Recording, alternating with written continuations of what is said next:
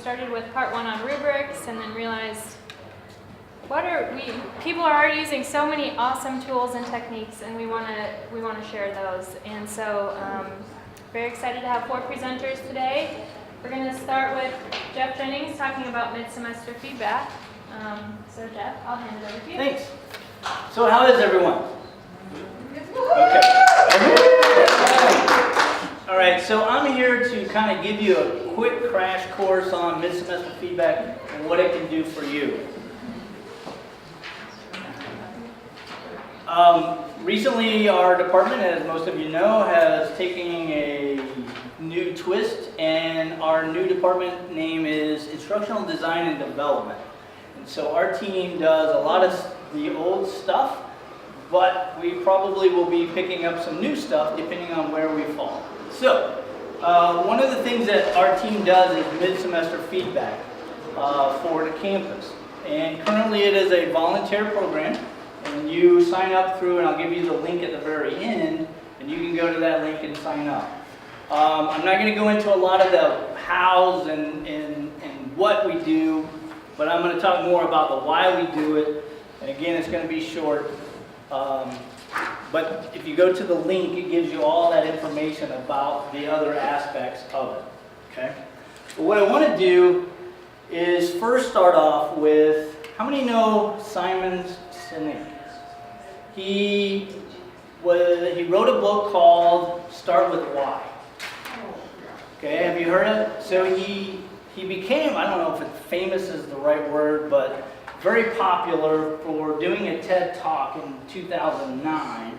And I want to play just a part of that to kind of lead into what we're talking about with mid-semester feedback.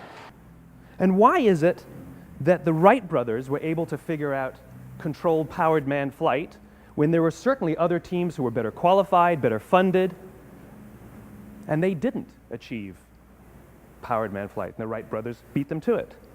There's something else at play here.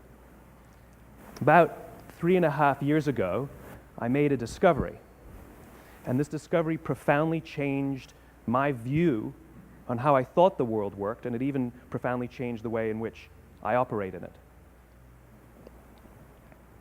As it turns out, there's a pattern. As it turns out, all the great and inspiring leaders and organizations in the world, whether it's Apple or Martin Luther King or the Wright brothers, they all think, act, and communicate the exact same way, and it's the complete opposite to everyone else. All I did was codify it. And it's probably the world's simplest idea. I call it the golden circle.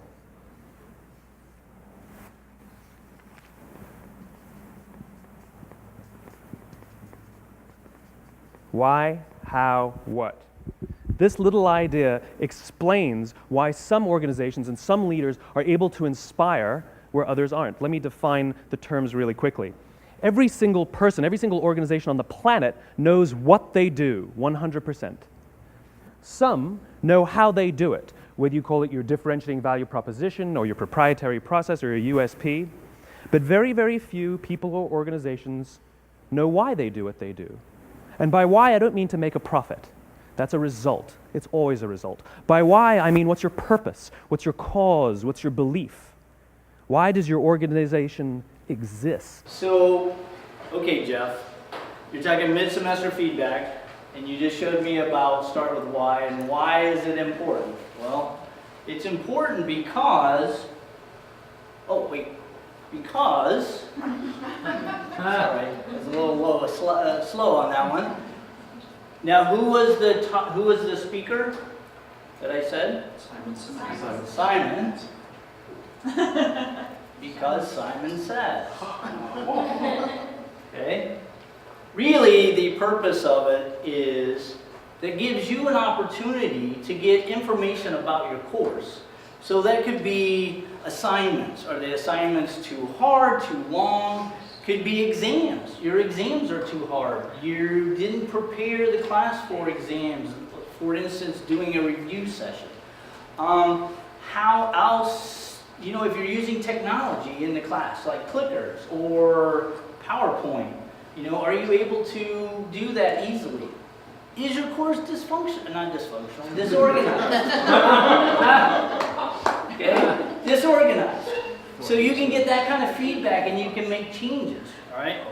The other part of this is you get to hear it from the student's perspective, which is really important. I don't know, since we went to Canvas, our team has gone, we've probably touched every single course, some way, somehow, moving it from Blackboard to Canvas, moving it from the internet to Canvas. Now, there's still some out there that we haven't touched, but when we touch them, when we talk to faculty, when we do our course design, we talk about doing it from the student's perspective. You're in the course. You know the material. You don't have to find the material. The student does. So get it from the student's perspective. It also provides you an opportunity halfway through the semester, roughly. Okay, our window is from week 4 to about week 12. So there's an 8-week window there that you can do mid-semester feedback, and we found that that's appropriate for making changes. Okay, because the students that give you the feedback are the ones that want to see the change. Okay, and that's really important. But it gives you the option to do one path or the other. That's up to you. And the last thing, I've already touched on this, this program is voluntary. And when we go in and we talk to the students, that's what we tell them. This isn't a mandatory thing. We tell them that your instructor is asking for it. They've asked our department to come in and do this. And that really changes the way the students take this survey. Now, usually we get anywhere from 80 to 100% because depending on if students are there or not, they usually take it. I've only had probably this semester 10 people at the of all the classes we've done, and I've done like 40, well soon to be about 50 classes. I've only had 10 students that were in class that did not take a survey. 10. For whatever reason, I see the numbers, I count the heads and the seats, and we've had about 10 people not do the survey. So it is effective. It's a lot more effective than, as we know, the EOC, the end of the course. Okay. So who uses the feedback? Can everybody see? It's a little small. But since the beginning of this with Angie and Diane Hagnine, started back in the fall of 2016, we've had 62 faculty use the mid-semester feedback to change the way their courses look. Okay? Now some of those 62, we may think, well, we have 400 and some faculty, but a lot of those are repeat, or we call them frequent flyers. Okay? And some of you are sitting out here. So in 2017, our team worked with the English and TechCom to revamp English 1120, and we surveyed all sections, and that was over 20 sections, like 25 sections, I believe. And so we compiled all that and worked with their coordinator, which is Dan Reardon, and from that they made slight changes to the way they do things. The other thing is, I don't want this mid-semester feedback, or we don't, want it to only be good for lectures. No. We have people that are doing it for lab. We have people that are doing it for lab and lecture to verify that the two are connected. Because that's one of the things that students have found that, and I found, that you've got the lecture outline and the goals, and then you've got the lab, which seem to be two different courses, and they don't match up. In reality, the lab should be the hands-on portion to the lecture, if it is aligned properly. E-fellows. How many are E-fellows? How many are prior E-fellows? Okay, not very many in here. Okay, that's good. We got new people. We have an E-fellows program on campus, and part of the requirements is to do mid-semester feedback now. So we can make sure that we are making changes to those courses that we're redesigning. Redesign happens to take about an 18-month process. It can be faster. Hopefully it's not slower, but sometimes that happens.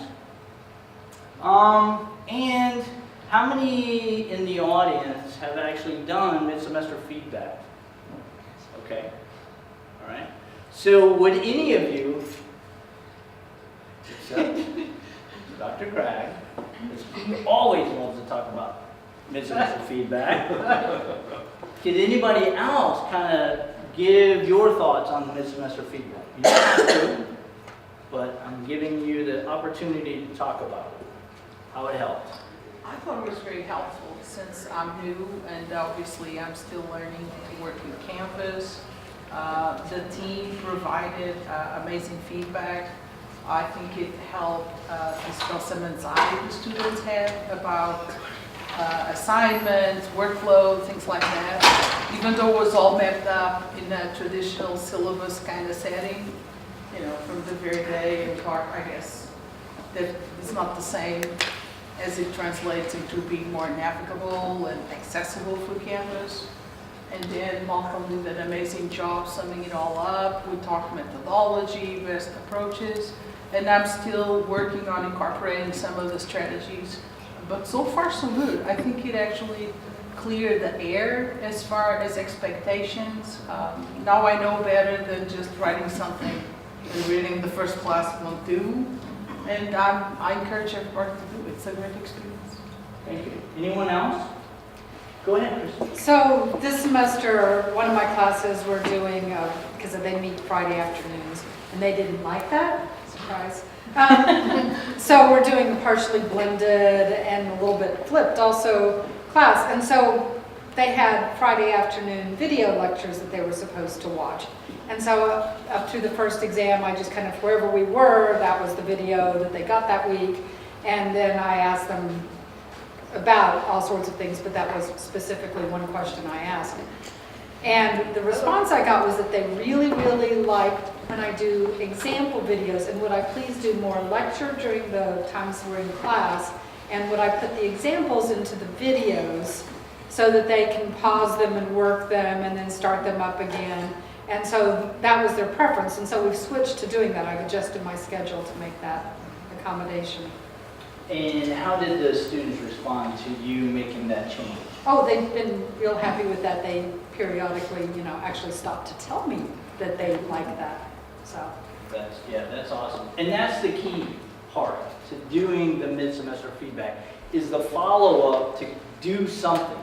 And it can be as little as taking all of your stuff in files, not saying you all do that, put them in files and then you put them into an organized fashion. So if I have a topic, I can get my homework, I can get my lectures, I can get my videos, all pertaining to that particular thing, and I don't have to go hunt for it. Okay? So,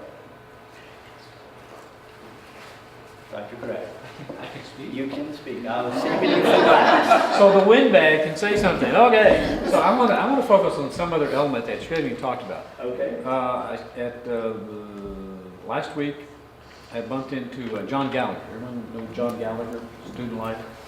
He said, hey, your name came up in a meeting we had. I said, oh man, what? He said, students called you out because you took the time to do a mid-semester evaluation of your classes. And then the comments I usually get at the end of the semester are something like, he actually cared enough to ask us what we thought, then he actually made some changes. So for me, the key is not so much changing pedagogy, which I do, which you talked about, but it's a helpful way to make a connection. It helps to make a connection that's really meaningful with students. Right. It sort of shows that we all care. And I think, and I can speak from experience because I have two sons here. And they really want to know that their instructors care about their learning. Now, as their father, I also want to know that you care about my students. Your students, my sons, okay? So, mid-semester feedback is it only takes 10 to 15 minutes, but I tell you, if you do this, I can't guarantee it, but research shows that you will have a better return at the very end of the course for those EOCs that are submitted. And that really is what we're trying to help improve. not only change the course, but also get you feedback for the second half of the course, because that's where you get that feedback. And that's also how we sell it to students. You're at mid-semester, you're going from the beginning to mid-semester, and you get feedback. But the EOC is there to get feedback from mid-semester to the end. And that's, you're not gonna see those results, but we need those, your input to make the course better, okay? So that's how we sell it. With that, what questions do you have of me? Yes. Do you have enough data that you think you could put together either a research article or some presentations at conferences on how useful this is? Is that a trick question? No. Yes, I think we do. Good. I think we do. I think we For as do. long as we've been doing it and the level we've been doing it, I would say yes, there's probably enough data there to make it good.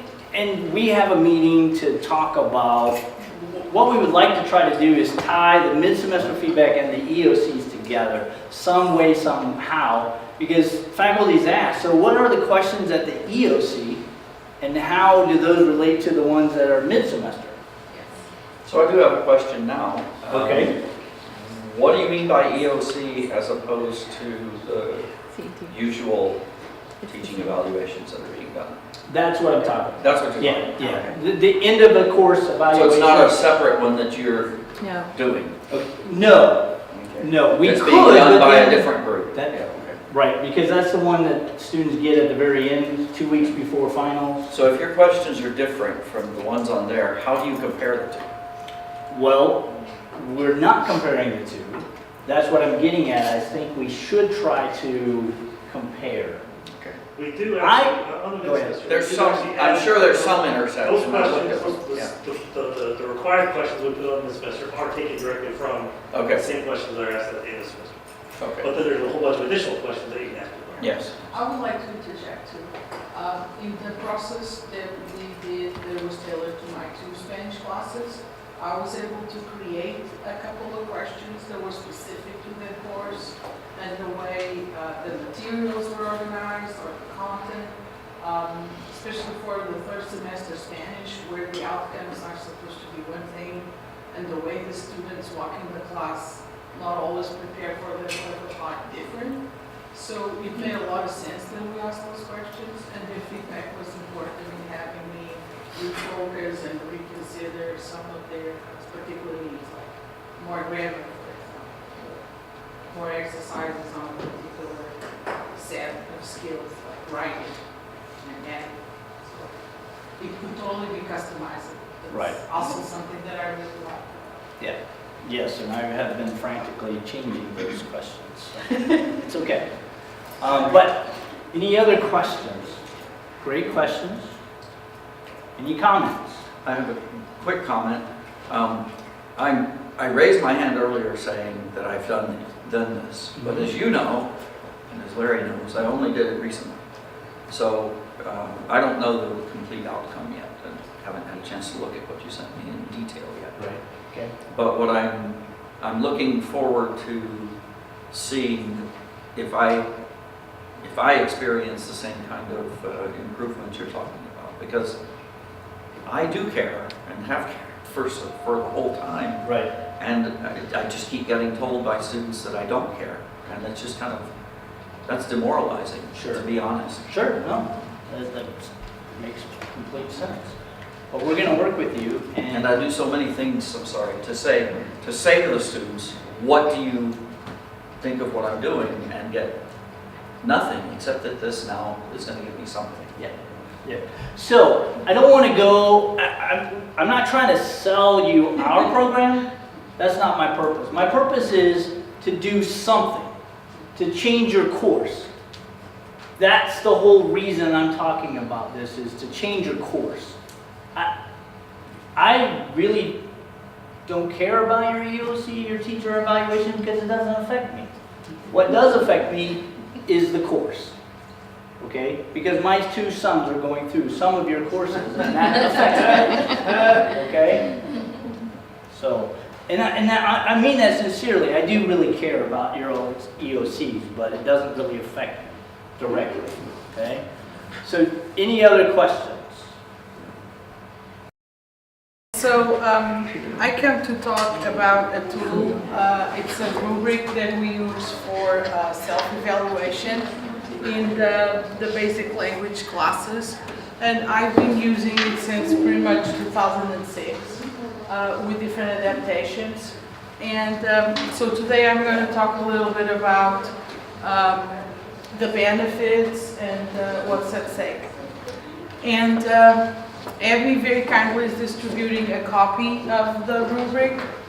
I find it that, especially in the language class, where it's sometimes difficult, especially if it's a bigger class, it's difficult to judge, or at the beginning of the semester where students still don't know each other, so the interaction is somewhat a simulation of real life, or someone might be shy. I think it helps a lot to include these kind of tools into the assessment process in the course. It's not just about participation per se, so it also comes with the preparation, so participation/preparation. It's actually adapted from this article by Kimberly Gislin, which is from 2003.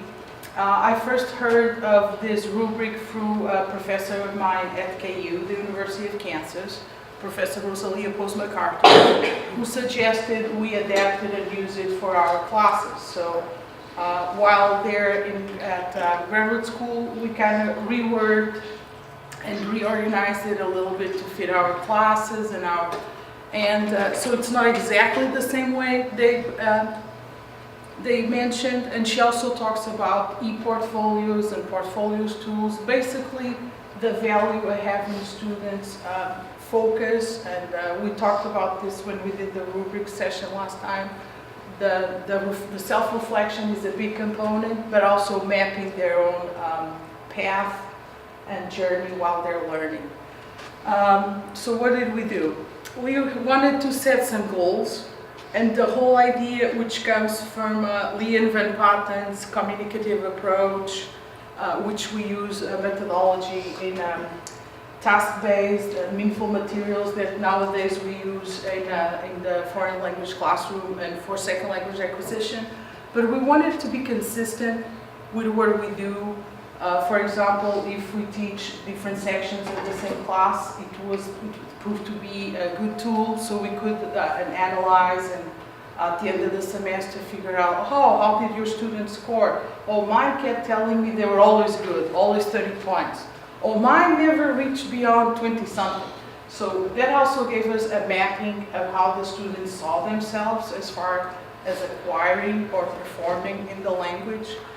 And the self-assessment, that methodology, it's the whole idea of monitoring and assessing their own progress, and difficulty and identifying ways to improve. Basically, it shouldn't just be an overall rubric. We provide them some specifics so they can tell, well, for example, I always come prepared, but I'm kind of shy, so I have a hard time, for example, working in a group. There's always someone who has more clear leadership skills, or the opposite. Oh, I feel like I talk and participate, but I'm carrying the rest of the group. So of course, it also needs the instructor's input to figure out those dynamics. And there's the comment session.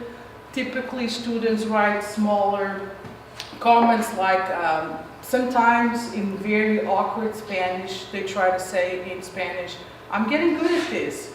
And you say, buen trabajo, continúa, no? Keep up the good work. And or sometimes we might say, I notice you have, I don't know, difficulty with the subjunctive. Would you like to come to my office and talk about it? So something could also, it keeps the communication going, and it's written, I get it, it's not something like a graded paper or something that has like big weighty, you know, authority kind of, and they seem to respond well.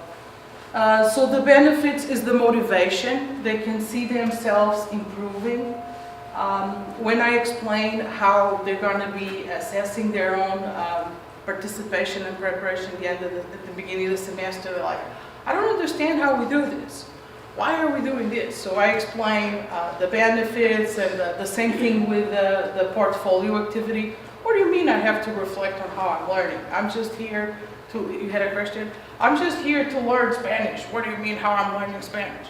Often when we come, me, myself, my colleagues here and in other institutions I've taught, people don't have a very clear idea of what kind of tools and skills to use to actually learn a foreign language, which is somewhat different from other humanities and social sciences and of course STEM. So for instance, in the beginning, we kind of try to do a kind of a study skills mini seminar.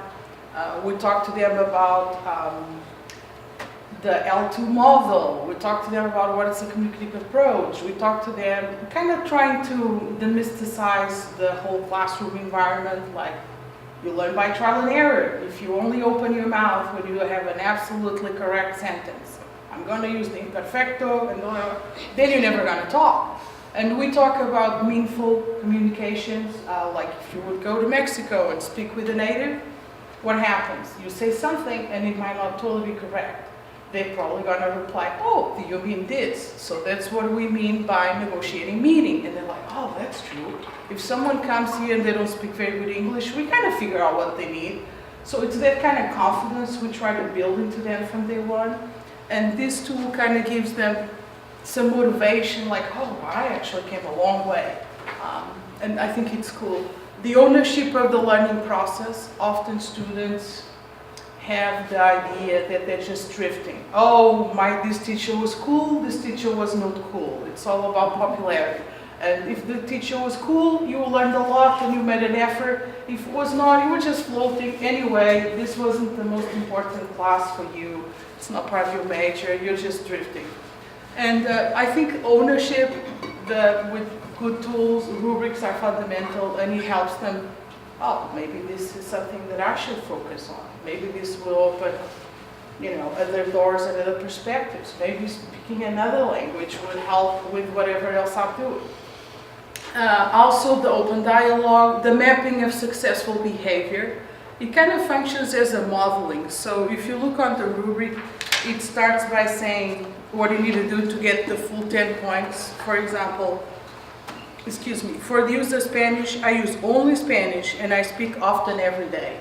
So that kind of provides a precise model of what they should be doing in class. Can you wait until I finish? Sure, I'm almost sorry. done. No, it's okay. Or for example, interaction group work, I am engaged and take a leadership role every day. Of course, if we have a group of 3-4 people and they're all leaders, they're just bumping heads. But in real life, they actually rise to the occasion and do a good job. And I also do some, combined with other strategies like, I don't know, what did we do last week? Everybody, they had a blue shirt, would be in one group, and someone who was still wearing sandals was, because otherwise they tend to sit down with the same person or persons to do their group. So we kind of, or I give them a letter, one ABC or a number, and they have ones with ones, twos and threes, like mixing it up the groups. And they kind of negotiate and end up doing a good job, and they themselves end up electing who's the speaker for the group, or el portavoz, and it kind of works. For interaction, the whole class work, I volunteer often and listen to the instructor and others carefully every day. A little bit like, obviously not exhibiting disruptive behaviors. An example would be like here, cell phone ringing, arriving late, or you can go like, and I actually have them like, please reflect on you should be deducting any points or not. Or if they were not appropriately prepared, which could be, I don't know, you didn't bring your textbook, or you forgot your worksheet that we're working on, or for some reason you were just being disruptive. So obviously that's not good. And they actually are very good recognizing, oh, actually last week, you know what, I wasn't really focused and I didn't read that chapter or something, or I didn't prepare that lesson. They're very self-aware and conscious, and I think it helps them when it comes time to have that talk Typically after mid-semester evaluations, when they, oh, I would like to have a better grade, what can I do? So the first thing when I welcome them into my office and they come to office hours is, you know, so what do you envision? What are the expectations? And we talk about strategies, ways, I don't know, some students like to do everything online, they're visual, interactive. Others still like to do flashcards and lists. I push always the idea of whatever you do, make it engaging and meaningful. And there's so many resources to have fun in a foreign language. So if you like fashion, go for it. If you like sports, but do it. Basically, it's training your brain, reading, listening, to be exposed to other materials and other content. And it's also the idea that it's formative, form of assessment. So instead of like, it's something, oh, I've assigned you a grade and it's somewhat of an imposition on how I evaluate you, even though at the end I'm the one who writes on the grade book, you were part of the process. And if I decide to change your grade or lower or give you more points, we have a talk about it. So in that sense, there's room for improvement and they can modify their behaviors. If they're not happy with how they're performing in class, they can always, oh, maybe if I talk a little or maybe take a more active role when we're doing this kind of activities. And then Abby kind of was very nice and did a sample of what do we do. And then I guess on the opposite, you could figure out what not to do if you would go like by negatives. I always enforce the positives. And since we meet 3 days a week, person to person, and we also have an online hybrid hour, so it's a 4-credit class for the Spanish 3. I call it the +1 plus uno. That we do the activities differently. Basically, it's more of a discussion board forum with guided questions, and so it wouldn't work well to do this kind of evaluation. In the future, and I would welcome suggestions, I would like to put this in a more interactive format, and there's the breakout. They can write their essences, they can deduct points, the totals, and this is how we communicate. And if you can see here, days that have asterisk, for example, everybody will be out for Thanksgiving, so we map it according to the semester calendar. What I would like some suggestions is to make this happen virtually. Typically, the sheets Abby gave you, I give it to the students in the end of the semester, and we always try to do it, I've learned that from Rosalia Postmacar, in a different color, because otherwise just a piece of in the middle of their folders. So Abby made it cream. This semester in the department we have orange paper, so it's the orange sheets, las hojas naranja. In previous semester they've been azul, verde, rosado, you name it. They seem to respond well to that, and they're always like, oh, it's Friday, Emilia, las hojas no naranjas. So they bring it to me, they fill it, I'll take it home, I look at it, I grade it, I write the comments. It's a two-way process, like I said, and then they bring it back on Mondays, or I don't know if Monday's a holiday. In the future, I would love for this to be somewhat online. Like they can click, this is what I do, they can type, I can give feedback, make it even more interactive. And I would think that instead of having to go, there's always one person that forgets their sheet, then there's some people that are really organized and put in one of those laminated document protectors, and it's all very nice and spiffy. You almost have like afraid to, and others just have it there. I don't know. But this is an example of how you can totally take something from research, and here's my copy. I just recently printed another copy of the same article. I think it's a great tool. It obviously has evolved somewhat through the years and the settings. For example, when I used it at the community college, it was somewhat different because not all the students could always be in classes, especially if it were the evening classes. Had to accommodate and be more lenient, I guess. But it works very good, and I've seen it being used with other colleagues also successfully. So in the end, it's not so much who owns it, but how you adapt it, I guess. It's an example of another one of those tools, and I would welcome your suggestions and comments. Thank you.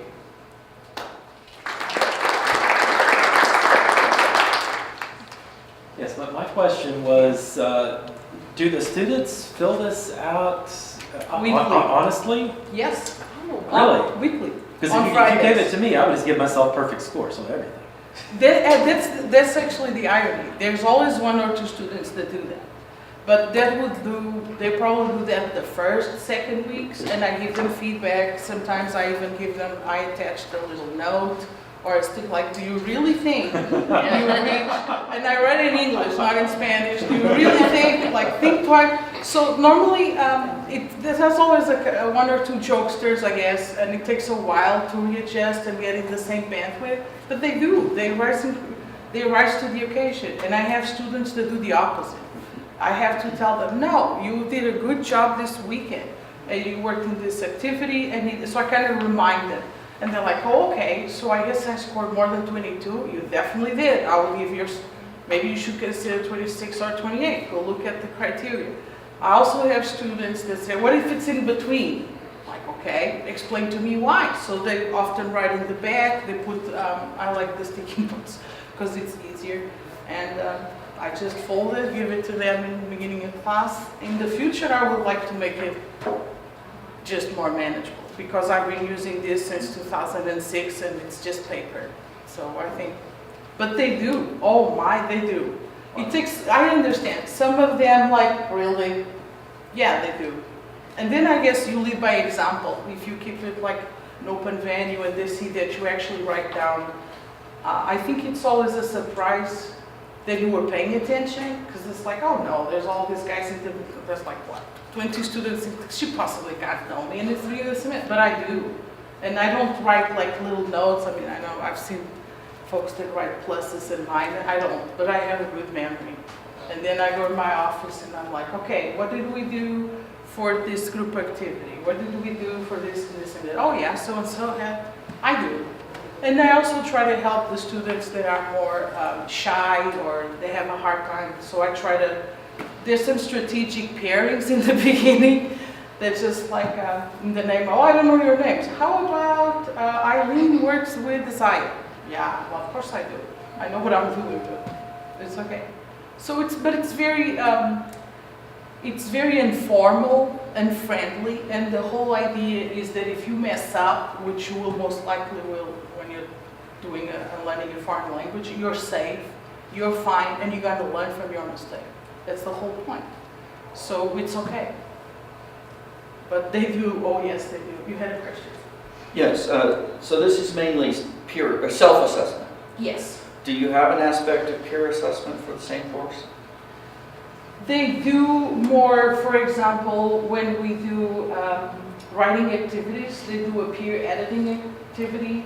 We're going to do presentations tomorrow. They've been doing a research about art in Latin America. They had Professor Michael Blair from art talk to them how to analyze. I gave them tools, they prepared.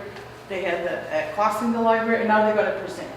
So part of their grade is actually observing their peers' presentations and give constructive feedback, which could be a comment, a suggestion, it could be even criticism, but everything. And there's a rubric for that too, and how they incorporated some of the suggestions and the requirements. For example, Sherry and I, after putting together the class in the library, decided that they should bring at least one physical reproduction to class. And even though we realize that our library is immense, some things on top of everything are in repository, or not, but you can always find, I don't know, let's say you didn't find a reproduction of a painting by Frida Kahlo, you can always find something on Mexican artists, or there's always a book about something. So they are going to bring, and their peers are going to make them accountable for that. And the fact that, like, if you use a PowerPoint or a Prezi, you present, you're not reading. So all of those things are taken into the rubric. Yes, they do. So I But was it's in a wondering if safe you- manner.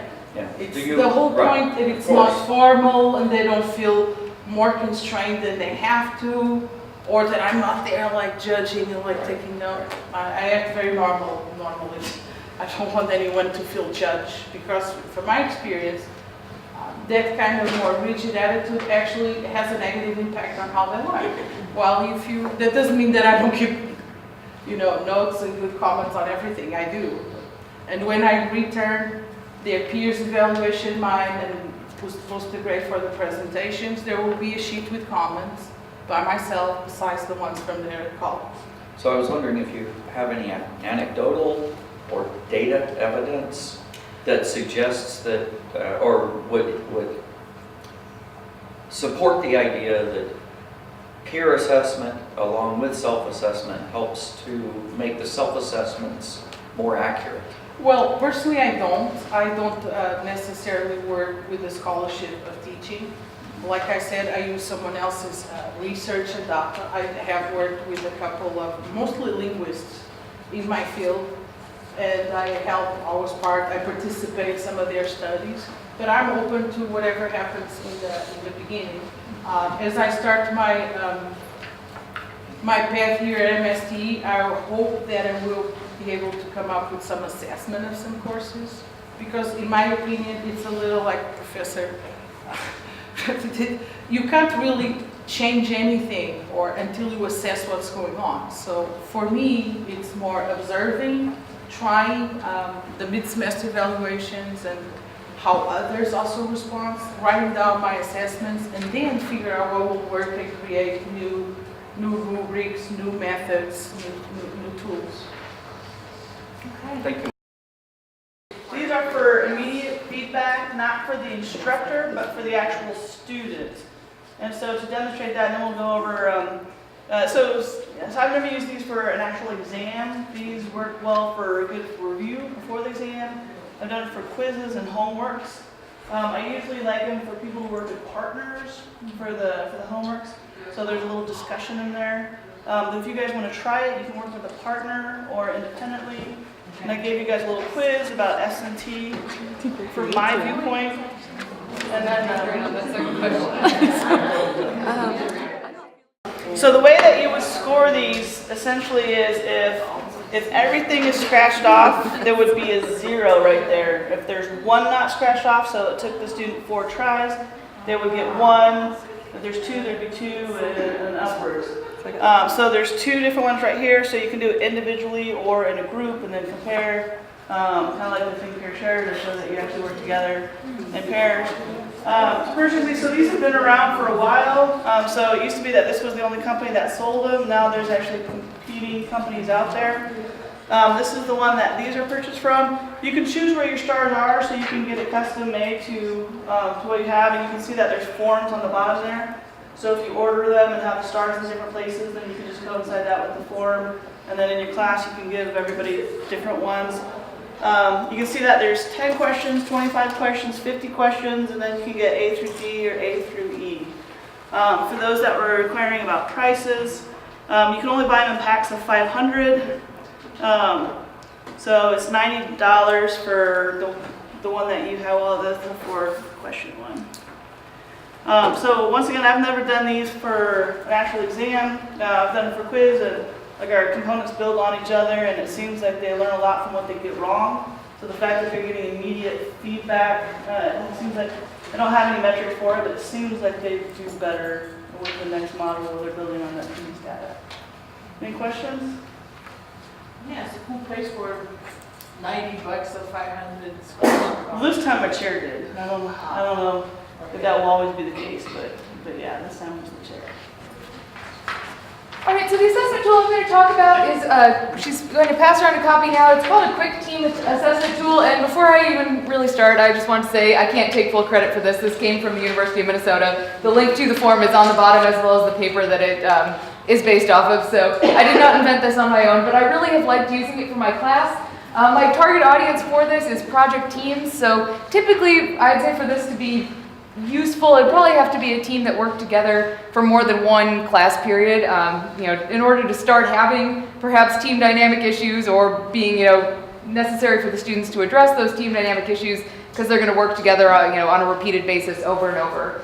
My goal with this was to help teams kind of communicate professionally about what issues are arising, how they can work better together as a team, and kind of stimulate some discussion of what's working, what's not working, and hopefully progress as a team as the semester goes on. So if they are having problems, not to just say, well, our team doesn't work together, I guess this semester's wash, we're done. But to actually try to improve that team dynamic and be able to work together successfully, even if they have some disagreements early on. The time commitment for it is really short. You can see it's just 6 questions, so it's really short. They answer it individually. So usually when I administer this in class, I give it to the students. I tell them to work quietly for 3 minutes to go through and just carefully consider on their own individual answers to each of these questions. And then I spend maybe 7 minutes or so asking students to talk about it, so to share their rankings with the team and discuss maybe where they differ and talk about maybe 1 or 2 things they think the team could do to improve the team dynamic. The one reason, so there's the form. You've got a form copy in front of you. It comes from teamwork.umn.edu if you want to print the PDF. It was a just handy, easy download for me. So I use this in ME 1720, and the one reason I really like it is because I have a challenging time with freshmen working together all semester long on a project and getting along. So I put them together based on week 2. I mean, you would have that in any class, but it seems really tough with my freshmen. I put them together week 2 based on some basic information that they give me in week 1, so I don't really know them that well. They might not even really know themselves that well in terms of their study habits by week 2 of their first semester. And then they work in this team from week 2 to week 16 the entire semester long, and with rare exception, I don't permit any changes. So we do have a lot of conflicts that arise. The teams are required to do this activity week 8 in lab. I would actually like to do it more times throughout the semester, but one of the problems I found is that when I don't administer it myself and I let my TAs administer it, it doesn't seem to go as well. I think that the students will take things seriously if I'm there and kind of explain the importance, but I think what tends to happen is when I have my TAs administer it, they set it down on the paper on the table and say, Dr. Schmidt said do this, and that's kind of where it goes. So I only do it once a semester because I can't come to every single lab. So usually I target around week 8 to get in each of the labs myself and ask the students to do this activity. Another time that I guess I also encourage teams to do it any time that they have issues. So I put this form online so they can access it themselves and recommend, 2 weeks later, if you're having problems, do this again and see if your answers have changed, if new problems have arisen. I also always use this if a team comes to me for conflict resolution. If a student comes to me and says I'm having team problems, I'll coordinate a meeting with their whole team, and we'll always start that meeting with this form. I'll have everyone do it, and then I'll kind of compile the answers together, and we can use that as our starting point for discussion so that I kind of can get at what the problem is.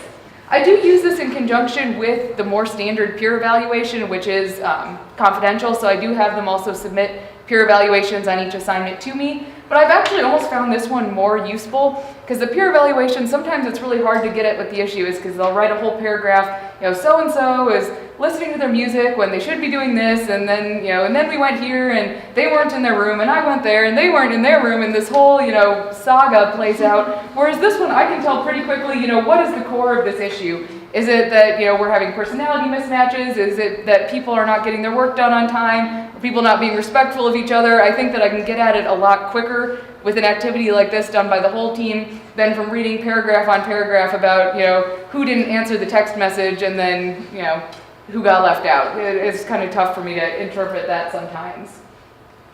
My tips for using this, I've used this for 7 semesters now. I would definitely recommend prefacing the activity with some sentences explaining, why professional communication is important in problem solving, why, this is a good idea for teams to do repeatedly to make sure that everyone's on the same page. Again, I think when my TAs did the activity with my class, they didn't really do that. I kind of talked to them about it. I said, explain why this is important, maybe give some examples of types of language to use when talking about this.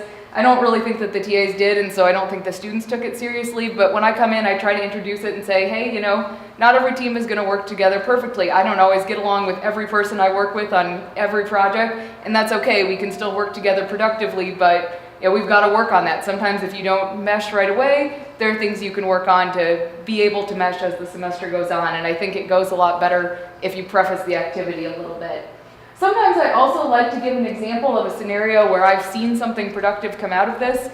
So I usually use the example of the first time I saw this activity when I was a senior design student, so long time ago, but that's where I first found the form. I was working with a team of people, and we really were struggling to work together on the senior design project all year long. And finally we did this activity together, and we found that we all varied really had really different answers for meeting deadlines. So when we talked about that, some people, to them meeting deadlines was, did we turn it in when it was due? For some people on our team, meeting deadlines was, did we have it done 3 days in advance so everyone could proof it and come up with final comments? Some people wanted it done even farther in advance. And when we did this form and had a chance to look at it, talk to each other, we kind of came to a middle ground. Okay, so for us now, meeting deadlines is going to be one night before so that everyone has 24 hours to take a look at it. And that was really helpful for our team. So sometimes I like to give an example like that of when this form has been used and how your team might get something good out of it.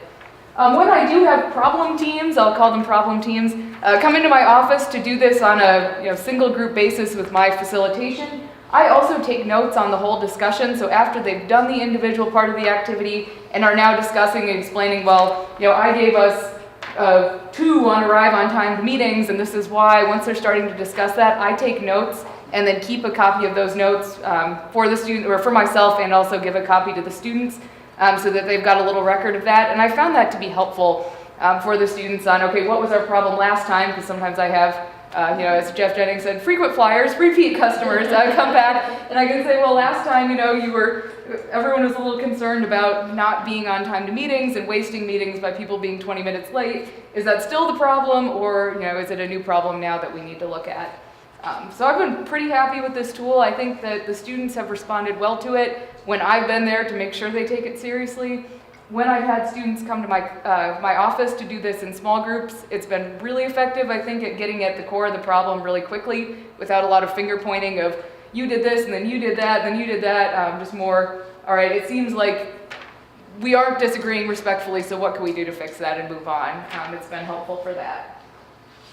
Some additional resources that I'd like to use along with this form, and they also have a self-assessment and a peer assessment form that kind of use the same type of language, are available on the teamwork.umn.edu website, so that's where I've gotten all the forms I use for my class.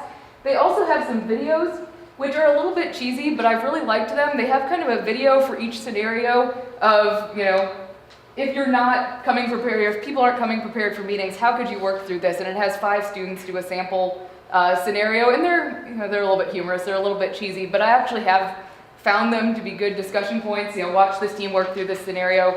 What do they do that your team could do also to improve your communication? So I've liked that too. I'm happy to take any questions about how I've used the form or feedback about the form or anything else. Yes? I hope that this year, after you discuss the ratings, have each member state what they will do to improve the team's effectiveness. So it's not just the whole, standing up for yourself in case, you're not the leader or something, but it's also about compromise and not just assertiveness. That's the word I was looking for, but it's also about your own compromise and your own effort. I love that. Give them room to grow. I liked it because I found it really helpful in scenarios where there was someone taking over the team, because maybe they would evaluate themselves positively, they're doing the work, they're showing up prepared, all of that, but when you start to look at it on this, are they creating a friendly environment and disagreeing respectfully if they're doing the other people's work? And I think they've been able to kind of see, oh, maybe people didn't feel like we were being respectful, so maybe my job is not to be extra prepared, but to make sure that everyone's voice is being heard when we're having a team meeting, so people can find places to improve even if they think they are the star of the team, and I've kind of liked that. Yeah. I'm curious about the criteria you used to separate them into teams. You said that you got feedback from them and then you used that to separate them. Yeah, so on the very first week of class, I have them fill out this team application form, and so I ask some questions about their past design experience. For a lot of them, it's very minimal, but if I do have students who are have done a lot of like the Lego Robotics League, stuff like that, I try to split those up to share some of the expertise, or people who've done Project Lead the Way, stuff like that, split those people up because they have experience in that area. I do try to group by where they're living on campus because that makes it easier outside of class. I try to group by people who, I ask them, do you like to draw and sketch? Do you like to build? Do you like to be the person documenting the team's progress, and try to kind of put one of each of those people on a team too, but sometimes it doesn't map evenly, so I do my best. Yeah. You mentioned that you don't think the TAs are using this tool the way you would. Have you considered or tried going in when you have them do it, or when, in the time that you would do it, and just have them do it with you there? Yeah, and I think I need to coach them a little bit better on it too, because I think they could administer it properly. I think they could with some feedback.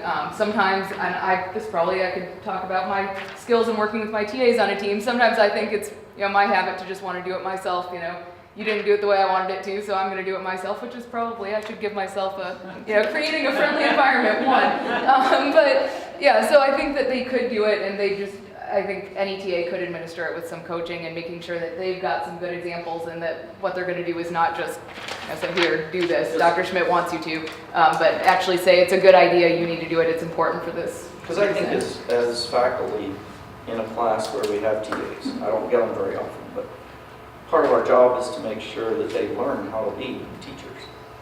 And that's, that they learn at least some of the techniques we're trying to use ourselves and so forth. So yeah, and I think that they do a good job overall, but I really struggle when it's something that's more reflective and the students are already resistant to it. If I'm not there overlooking, like you've got your undercover boss situation, I feel like the students don't want to do it unless they've got me there, and I'm really stressing that it's important, but I think that the TAs could administer it if I did better coaching on that. How many teams do you have overall across how many lab sections? I have 11 lab sections with 132 teams. There are a lot of them. it's a lot. Yeah. And how many problems do you have out of those 132 teams? Serious problems, probably 10. People that disagree a lot, but usually they can come to some resolution. And one thing that I've liked about implementing this is that it seems like they give each other not necessarily better peer feedback, but more professional peer feedback as the semester goes on if they've done something like this and have already had a team discussion about it, versus the kind of attack, peer feedback that I sometimes see on, I don't like your hat. Well, that's not really useful feedback, but after doing things like this in a more guided fashion, they might say things like, I didn't appreciate that you, or that you were with your headphones on when we were trying to have a group discussion or something like that. So they try to be a little bit more, I think, constructive or on focus, on point. So are we okay to use this for our faculty meeting? You can use it for anything. I think it's got the source on the bottom, so I just use it with the source on there. Make source and we'll like your department.